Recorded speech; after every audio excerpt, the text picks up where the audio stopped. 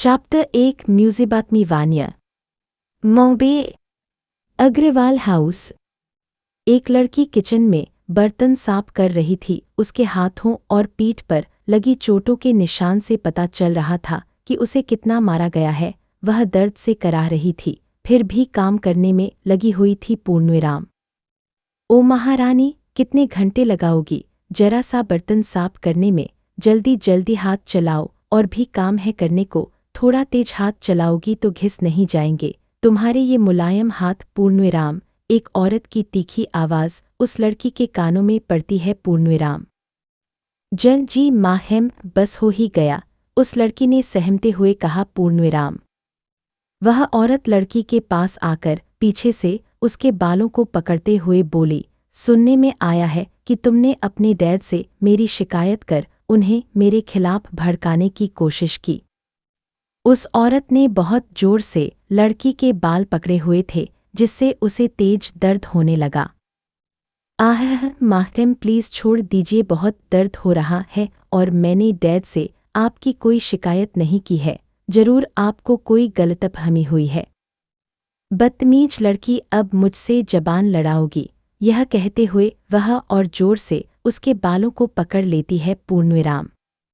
इतने में ही वहाँ एक दूसरी लड़की आ जाती है। वह उस औरत से लड़की का बाल छुड़वाते हुए बोली, माहिम, क्या कर रही हैं आप? दी ने कहा ना कि उन्होंने डैड से आपकी कोई शिकायत नहीं की है, तो फिर आप जबरदस्ती की कहानियाँ क्यों बना रही हैं? वह औरत बोली, जीविका, तुम इन सब से दूर ही रहो तो अच्छा है, ये मेरे और वन्या के बीच का मामला है। जीविका ने अपनी माहिम की बातों को पूरी तरह इग्नोर कर दिया और वन्या की तरफ देखते हुए बोली, दी आप अपने कमरे में जाओ, मैं ये सब कर लूंगी। पूर्णविराम। जीविका की बातें सुनकर वन्या अपने कमरे में चली गई। वह औरत जो कि वन्या की सौतेली माँ थी, दांत पीसते रह गई। पूर्णविराम। तो यह नज़ारा है अग्रवाल हाउस का। जो लड़की अपनी सौतेली माहिम का जुल्म सह रही थी वो वन्या है, जिसकी उम्र 24 साल है। काली गहरी खूबसूरत झील सी आंखें, खूबसूरत चांद सा चेहरा, उस पतले चेहरे पर गुलाब की पंखुड़ियों से पतले गुलाबी होंठ, कमर तक लंबे काले बाल, दिखने के साथ साथ उसका दिल भी काफ़ी खूबसूरत है। वन्या की माहिम की डेथ तभी हो गई थी जब वह पर मंदिरा से शादी करने के बाद वन्या की तकलीफें कम होने के बजाय बढ़ ही रही थी। वन्या की सौतेली माँ मंदिरा वन्या को तंग करने का एक मौका नहीं छोड़ती थी। वह उसके साथ जानवरों की तरह व्यवहार करती थी और जितेश जी के सामने ऐसा दिखाती कि वह वन्या का कितने अच्छे से ख्याल रखती है। मंदिरा वन्या के बारे में जितेश जी को तरह तरह की बातें बताती थी, जो कि उसकी बनाई कहानियों से बढ़कर कुछ नहीं थी। वह उनके कान भरने का काम करती थी। वह जितेश जी को बता चुकी थी कि वन्या का बहुत से लड़कों के साथ अफेयर चल रहा है। इसके लिए जितेश जी ने बात की सच्चाई तक पहुंचे बिना ही वन्या के गालों में जोरदार थप्पड़ जड़ दिए थे। वे पूरी तरह मंदिरा के बस में हो कि सौतेली बहन जीविका वैसी बिल्कुल नहीं थी उसका, और वन्या का रिश्ता सगी बहनों की तरह था। जीविका को यह समझ ही नहीं आता था कि उसकी माहिम वन्या के साथ ऐसा बिहेव क्यों करती है। जब भी मंदिरा उसे टॉर्चर करने की कोशिश करती तो जीविका उसे उस टॉर्चर से बचाने का काम करती थी। जीविका को बहुत तकलीफ होती थी ये देख कर कि जितेश जी खुद वन्या के डैड होते हो। वन्या अपने कमरे में आई। एक बार अपनी माँ की फोटो को देखते हुए उसके आंखों में आंसू आ गए। माँ, आप मुझे छोड़कर क्यों चली गईं? आपको पता है डैड और उनकी दूसरी बीवी मिलकर मुझे कितना टॉर्चर करते हैं, मेरे साथ जानवरों से भी बदतर व्यवहार करते हैं। पूर्णविराम। फिर अपने आंसुओं को पोंछते हुए बोली, पर अब बहुत हुआ, मैं ये टॉर्चर, ये तकलीफें और नहीं सहूंगी। वक्त आ गया है कि मैं इन सब से आज़ाद हो जाऊं। यह कहते हुए वह अपनी फ्रन दृष्टि को कायल करती है। दृष्टि, मैं आ रही हूँ। फिर वह चुपके से अग्रवाल हाउस से निकलकर दृष्टि के अपार्टमेंट की तरफ चली जाती है। दृष्टि उसका वेट कर रही होती है। वन्या अंदर आकर अपना लगेज साइड में रखकर सोफे पर बैठ जाती है। वह दृष्टि के लटके हुए चेहरे की तरफ देखने लगती है। पूर्णविराम। दृष्टि अपनी बुझी हुई आवाज में बोली, मुझे बिल्कुल अच्छा नहीं लग रहा है कि तू मुझसे दूर जा रही है, पर सिचुएशन ही ऐसी है कि मैं तुझसे जाने से रोक भी नहीं सकती। पूर्णविराम। वन्या दृष्टि के गालों पर हाथ रखते हुए बोली, दृष्टि तू तो ऐसे परेशान हो रही है जैसे मैं हमेशा के लिए तुझसे दूर जा रही हूँ। डोंट वरी यार, एक बार सब कुछ सोर्टेड हो जाए तो मैं बहुत जल्द तुझसे मिलूंगी पूर्णविराम। ए प्रॉमिस? प्रोमिस? अच्छा ठीक है, अब मैं निकलती हूँ पूर्णविराम। इतनी जल्दी? नहीं, इतनी जल्दी तो मैं तुझे जाने नहीं दूंगी। मैंने तुझे काहेल पर बताया था न कि आज आरुष का बर्थडे है और उसमें तुझे चलना है। उसने स्पेशली तेरा नाम लेकर तुझे इनवाइट किया है। अगर तू नहीं गई तो उसे बहुत बुरा लगेगा पूर्णविराम। ये आरुष भी न, पर दृष्टि इस बार मैं नहीं चाहती कि कोई भी गड़बड़ हो। अगली बार तुझे पता है न, मैंने भागने की कोशिश की थी और पकड़ी गई थी। मुझे कितना पनिश किया गया था। प्लीज़ यार, अब मुझमें उनकी पनिशमेंट झेलने की बिल्कुल भी ताकत नहीं बची है पूर्णविराम। वन्या के कहे शब्दों में उसका दर्द, उसकी तकलीफें साफ साफ झलक रही थी। दृष्टि को यह सुनकर बहुत बुरा लग रहा था। वह वन्या के गालों को अपने हाथों में लेकर बोली, वन्या तुझे ऐसे देखकर मुझे जितेश अंकल पर बहुत गुस्सा आता है। तू उनकी बेटी है यार, और मिसेस मंदिरा से पहले तू उनकी जिंदगी में आई है, पर पता नहीं क्यों उन्हें ये बात समझ नहीं आती पूर्णविराम। वन्या, हम कुछ कर भी तो नहीं सकते ना, इसके लिए डैड को खुद अपनी आंखों का पर्दा हटाकर समझना पड़ेगा। पर फिलहाल मैं तेरी बात मानकर पार्टी में जा रही हूँ। मुझे सही सलामत वहाँ से लाने की जिम्मेदारी तेरी है पूर्णविराम। दृष्टि, अच्छा बाबा ठीक है, अब तू रेडी हो जा, फिर हम पार्टी में चलेंगे पूर्णविराम। दोनों पार्टी के लिए रेडी होने लगे। आज उनके एक कॉलेज फ्रेंड आरुष का बर्थडे पार्टी था जिसमें वे इनवाइटेड थे। दृष्टि एक कंपनी में जॉब करती थी और वन्या अपने लिए जाहेब की तलाश कर रही थी। उसने एक कंपनी में जॉब के लिए इंटरव्यू दिया था और उसे पूरा यकीन था कि वह सिलेक्ट हो जाएगी। इसी उम्मीद में वह अपने घर छोड़कर उस शहर में शिफ्ट होना चाहती थी पूर्णविराम। थोड़ी देर में दोनों पार्टी के लिए निकल गए। ये पार्टी एक बार में होने वाली थी। वन्या का प्लान था कि पार्टी अटेंड करने के बाद वह तुरंत ट्रेन पकड़ कर वहाँ से दूर चली जाएगी पूर्णविराम। दूसरी तरफ एक विला में 4 लड़के लिविंग रूम के सोफे पर बैठे हुए थे। उनमें से एक लड़का जिसका नाम कबीर था, जो कॉलेज टाइम में वन्या और दृष्टि का कॉलेज मेट भी था। कबीर, वन्या ने मुझे सबके सामने डंप करके ठीक नहीं किया, उसे उसके किए की सजा मिलेगी और आज ही मिलेगी पूर्णविराम। तुषार, पर कैसे ब्रो, हमें तो ये भी नहीं पता कि वन्या अभी कहाँ होगी। कबीर अपनी आंखों में एक शैतानी चमक लेकर बोला, डोंट वॉरी, वो आज आरुष के बर्थडे पार्टी में आने वाली है, वहीं पे हम उससे सारा हिसाब चुकता करेंगे पूर्णविराम। फिर जय की तरफ देखकर एक पैकेट की तरफ इशारा करते हुए बोला, जय ये ले लेना, आज रात यह हमारे बहुत काम आने वाला है पूर्णविराम। कबीर के इतना कहते ही सभी एक शैतानी हंसी हंसने लगे। आयुष, आखिरकार वो लड़की हमें मिल ही गई, अब बस आज रात को उससे अपनी सारी तमन्ना पूरी करनी है पूर्णविराम। कबीर, चाहे कुछ भी हो जाए आज उसे हम नहीं छोड़ेंगे, उसे भी तो पता चले कबीर खन्ना से पंगा लेने का क्या अंजाम होता है पूर्णविराम। यह कहते हुए वे अपनी कार में बैठकर बार की तरह निकल गए। वन्या और दृष्टि भी बार में पहुंच गए। केक कटिंग करके आरुष का बर्थडे सेलिब्रेट करने लगे। फिर सभी अपना अपना ड्रिंक एंजॉय करने लगे। वन्या तो ड्रिंक नहीं करती थी, इसलिए वह एक तरफ आराम से बैठी हुई थी। दृष्टि भी बस साहेब ड्रिंक ही ले रही थी।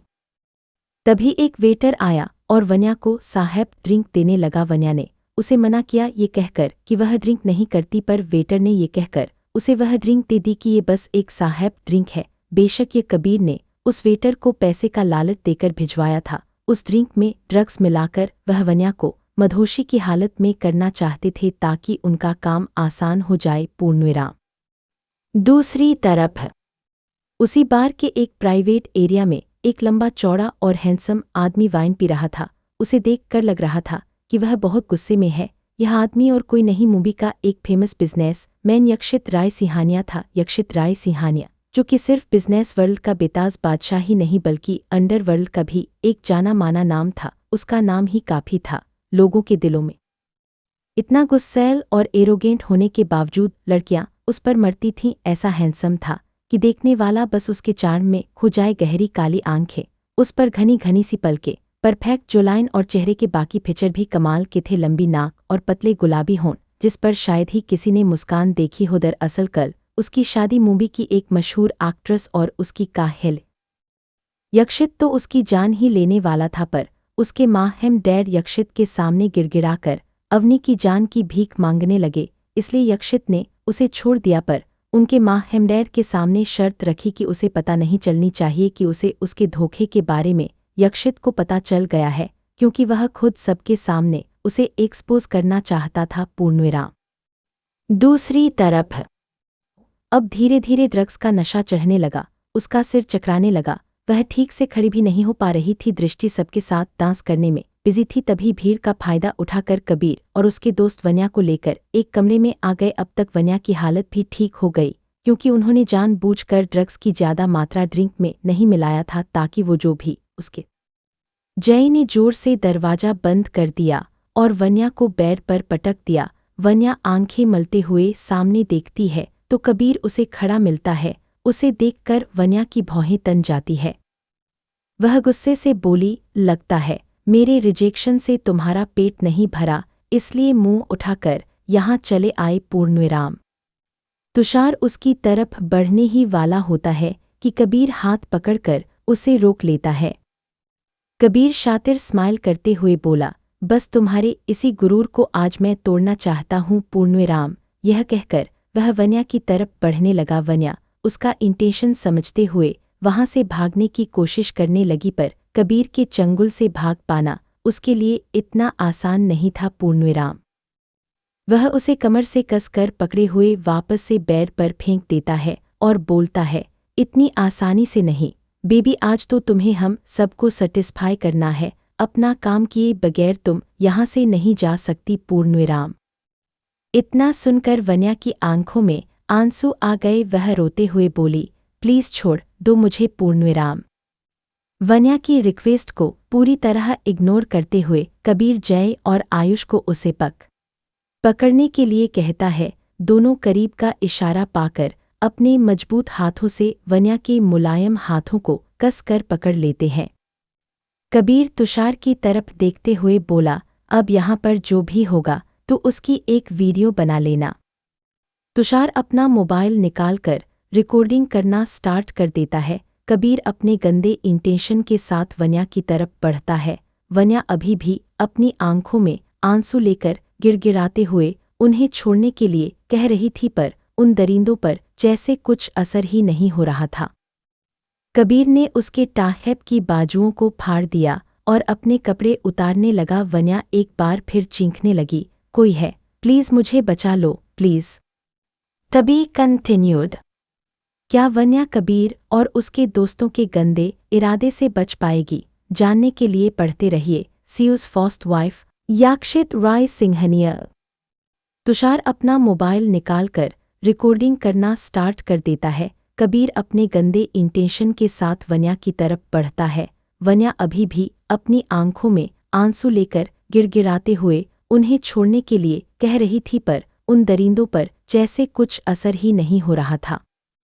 कबीर ने उसके टाहेब की बाजुओं को फाड़ दिया और अपने कपड़े उतारने लगा। वन्या एक बार फिर चीखने लगी, कोई है, प्लीज मुझे बचा लो, प्लीज। अब आगे। इससे पहले कि कबीर अपने गंदे हाथों से वन्या को छू पाता, तभी कमरे का दरवाजा जोर से खुल जाता है।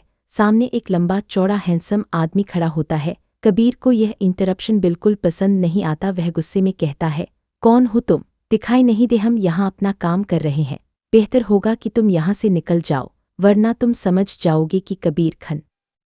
वन्या मदद के लिए फिर से गुहार लगाने लगी, प्लीज मुझे बचा लीजिए, मैं आपका यह एहसान जिंदगी भर नहीं भूलूंगी। पूर्णविराम। सामने से एक कड़क आवाज आती है, साहिरी बाहेस, मैं गलत टाइम पर आ गया। पूर्णविराम। यह कहते हुए वह वापस मुड़ जाता है, जिससे कबीर और उसके दोस्तों के फेस पर एक डेविल स्माइल आ जाती है। वन्या की तो जैसे आखिरी उम्मीद ही टूट जाती है। उसके आंखों में आंसू फिर से बहने लगते हैं। वो समझ चुकी थी कि अब वो नहीं बच पाएगी, इसलिए अपनी आंखें बंद करके उसने अपनी माँ को याद किया। तभी वह लंबा चौड़ा आदमी वापस आकर कबीर को एक जोरदार पंच मारता है, जिससे वह एक तरफ गिर जाता है। हाँ, मैं गलत टाइम पर आ गया, इनफैक्ट मुझे और जल्दी आना चाहिए था, पूर्णविराम। यह कहते हुए वह कबीर पर लातों और घूंसों की बारिश कर देता है। वन्या अब तक बेहोश हो चुकी थी। थोड़ी ही देर में यक्षित अपनी फाइटिंग स्किल से उन सब को ढेर कर देता है, फिर वन्या को अपनी गोद में उठाकर बाहर अपने कार में आ जाता है। उसकी हालत देखकर और अभी अभी जो हुआ उसे देखकर यक्षित ने डिसाइड किया कि वह उसे वहां नहीं छोड़ेगा। पूर्णविराम। यक्षित ने कार को अपने फार्म हाउस की तरफ ले जाने के लिए कहा। कार में बैठकर वह अपने बाहों में झूलती वन्या के चेहरे को अपने भावहीन चेहरे के साथ देखने लगा। वह बहुत ही मासूम और खूबसूरत लग रही थी। उसके चेहरे को निहारते निहारते यक्षित की आंखें उसके हाथों पर लगे चोटों पर चली गई, जिसे देखकर ही पता चल रहा था कि उसे कितना टॉर्चर किया गया होगा। थोड़ी ही देर में उनकी कार यक्षित के फार्म हाउस में पहुंच चुकी थी। उसने पहले ही ऑर्डर दे दिया था वहां 2 रूम रेडी करने के लिए। वहां पहुंचकर वह वन्या को अपनी बाहों में उठाकर अंदर चला गया। वन्या डर के मारे बेहोशी में भी यक्षित की शर्ट को कसकर पकड़े हुए थी। यक्षित ने बड़ी मुश्किल से उसकी पकड़ से अपना शर्ट छुड़वाया, फिर उसे आहिस्ते से बेड पर लेटा दिया। एक फीमेल सर्वेंट से कहकर उसके कपड़े चेंज करने के लिए बोल दिया और बाहर चला आया। उसने एक लेडी डायरेक्टर को पहले ही काहल कर दिया था। थोड़ी देर में उसकी सर्वेंट उसे अंदर बुलाने लगी। यक्षित ने देखा कि उसकी टाहेप की चेन खुली हुई है। सर, इनके हाथों और पीठ पर चोट के निशान हैं। ऐसा लग रहा है जैसे किसी ने इन्हें बहुत टॉर्चर किया है। पूर्णविराम।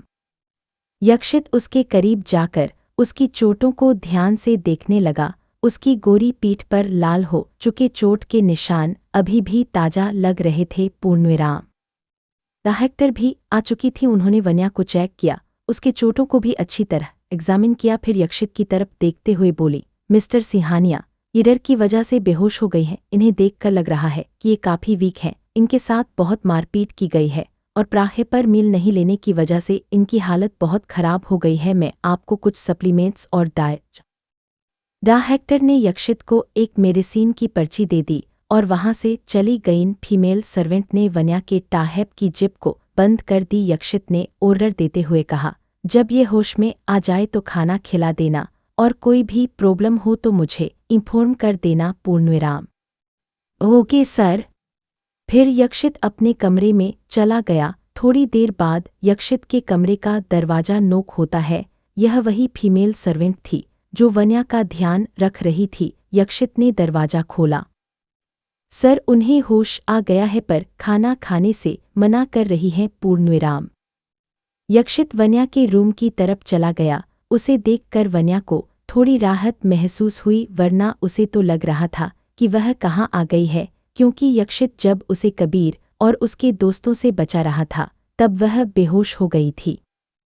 यक्षित ने अपने भावहीन चेहरे के साथ वन्या को देखा, फिर फीमेल सर्वेंट को वहां से जाने के लिए कह दिया। वन्या उसे देखकर पहचान गई कि उसी ने उसे उन हैवानों से बचाया था। वह यक्षित से कुछ कहने के लिए हुई, पर यक्षित ने उसे पहले ही रोक दिया।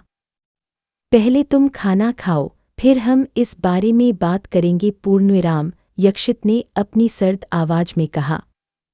वन्या उसकी बात मानते हुए डिनर करने लगी। यक्षित उस कमरे की बालकनी में गया और रेलिंग में अपना हाथ टिकाकर कुछ सोचने लगा। फिर उसकी नज़र खाना खाती हुई वन्या की तरफ गया, जो कि किसी छोटी बच्ची की तरह लग रही थी। उसे देखकर यक्षित के फेस पर एक डेविल स्माइल आ गई। उसे देखकर लग रहा था कि उसके दिमाग में कुछ प्लान चल रहा है। डिनर फिनिश करने के बाद वन्या ने यक्षित की तरफ देखा। यक्षित के ऑर्डर पर एक सर्वेंट आकर उन डिशेस को लेकर बाहर चला गया और टी टेबल को क्लीन कर दिया। पूर्णविराम। यक्षित वन्या के बगल में बैठ गया। वन्या उसकी तरफ देखते हुए बोली, आप कौन हैं? ये तो मैं नहीं जानती, पर थैंक यू सो मच। मुझे उन दरिंदों से बचाने के लिए मैं आपका यह एहसान जिंदगी भर नहीं भूलूंगी। पूर्णविराम। यक्षित उसकी तरफ अपनी सर्द आंखों से देखते हुए बोला, डोंट वॉरी। यक्षित राय सिंहानिया अपनी जिंदगी में कोई भी काम बिना किसी मतलब के नहीं करता। पूर्णविराम। वन्या उसकी तरफ देखते हुए बोली, क्या मतलब है आपका? अभी तुम ही तो कह रही थी ना कि तुम्हें बचाकर मैंने तुम पर एहसान किया है। पूर्णविराम। वन्या ने हाँ में सिर हिला दिया, पर उसे अंदर ही अंदर डर भी लग रहा था कि कहीं वह एक हैवान से बचकर दूसरे हैवान के पास तो नहीं आ गई। तो अब तुम्हारी बारी है मेरे इस एहसान की कीमत चुकाने की। पूर्णविराम। अब वन्या को डर लगने लगा, क्योंकि यक्षित डायरेक्टली उसे उसके एहसान की कीमत चुकाने के लिए कह रहा था। वह डरते हुए बोली, क्या करना होगा मुझे? पूर्णविराम। यक्षित सर्द आवाज में बोला, मुझसे शादी करनी होगी। पूर्णविराम। इतना सुनते ही वन्या की आंखें हैरानी से बड़ी हो जाती है।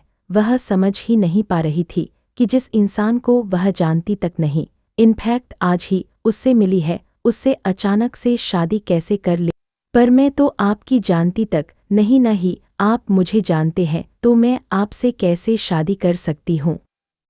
तुम चाहो या ना चाहो, पर तुम्हें मुझसे शादी करनी ही पड़ेगी। अगर तुम्हें सीधे तरीके से बात समझ नहीं आती तो यक्षित राय सिंहानिया को जबरदस्ती करनी भी आती है। वन्या तो यक्षित की बातों को सुनती ही रह जाती है। उसे समझ आ गया कि उसे क्या करना है। वह मन ही मन बोली, आधी रात को वो यहाँ से निकल जाएगी और ट्रेन पकड़ उस सिटी के लिए निकल जाएगी जहाँ उसने जाहेब इंटरव्यू दिया था। पूर्णविराम। यक्षित ने उसके दिमाग को पढ़ लिया और उसकी तरफ अपनी घूरती आंखों से देखते हुए बोला, भागने के बारे में सोचना भी मत। मुझसे इतनी आसानी से भाग पाना आसान नहीं है, इसलिए चुपचाप मैं जैसा कहता हूँ तुम बिल्कुल वैसा ही करोगी। इसी में तुम्हारी भलाई है। कल तुम ब्राइड की तरह रेडी रहोगी, हम कल ही शादी करेंगे। पूर्णविराम। वन्या तो यक्षित की बातों को सुनती ही रह गई थी, पर उसने भी ठान रखा था कि वह किसी भी कीमत पर शादी तो नहीं करेगी, क्योंकि उसे यहाँ से दूर जाना था ताकि वह एक सुकून की जिंदगी जी पाए। यक्षित उसके कमरे से बाहर आ गया और अपने सर्वेंट को वन्या का ख्याल रखने के लिए कह दिया। साथ ही अपने बाहरी गार्ड्स को भी यह चेता दिया कि फार्म हाउस की सिक्योरिटी एकदम टाइट होनी चाहिए। वन्या की शक्ल देखकर वह समझ चुका था कि वह भागने की कोशिश जरूर करेगी।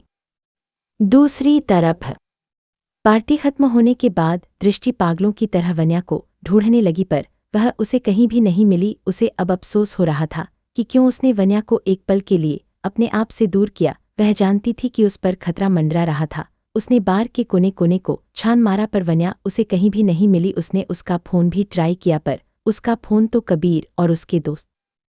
आखिरकार थक हार कर वह वापस अपने अपार्टमेंट आ गई। दूसरी तरफ जीविका को भी वन्या की बहुत टेंशन हो रही थी। उसे उसकी और भी टेंशन होती अगर वह उसका मैसेज नहीं पढ़ती जिसमें वन्या ने लिखा था, अपना ख्याल रखना और मेरी फिक्र मत करना, मैं अपनी जिंदगी की नई शुरुआत करने यहाँ से जा रही हूँ। पूर्णविराम। जीविका को तकलीफ भी हो रही थी कि अब वन्या उसके साथ नहीं रह पाएगी, और इस बात की खुशी भी हो रही थी कि अब उसे उसकी माहिम और डैड का टॉर्चर नहीं सहना पड़ेगा। आधी रात को जैसा कि वन्या ने सोच रखा था वह वहां से भाग जाएगी, उसने पूरी तैयारी कर ली। उसके पास ज़्यादा सामान नहीं था, इनफैक्ट कुछ सामान ही नहीं था, क्योंकि कल रात वह बार में ही अपना लगेज भूल आई थी और उसका फ़ोन कबीर और उसके दोस्तों ने पहले ही उसे बुरी तरह तोड़ दिया था।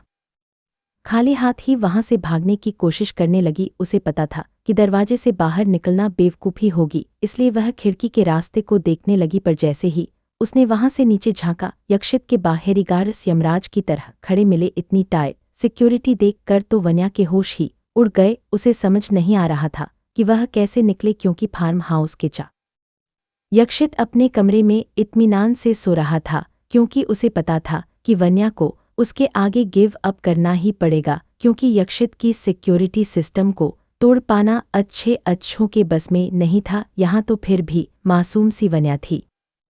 आखिर में वन्या ने अपने भागने के प्लान को राहेब कर दिया और चुपचाप बेड पर आकर लेट गई। वह अब समझ चुकी थी कि उसे यक्षित से शादी करनी ही पड़ेगी। बेड में लेटकर उसकी आंखें गीली हो गईं। उसने सोचा था कि चलो अपने डैड के घर में तो वह चैन से नहीं रह पाई तो कम से कम अपने हस्बैंड के साथ तो सुकून से रह पाएगी। क्या पता जो प्यार उसे अपने डैड से नहीं मिल पाए।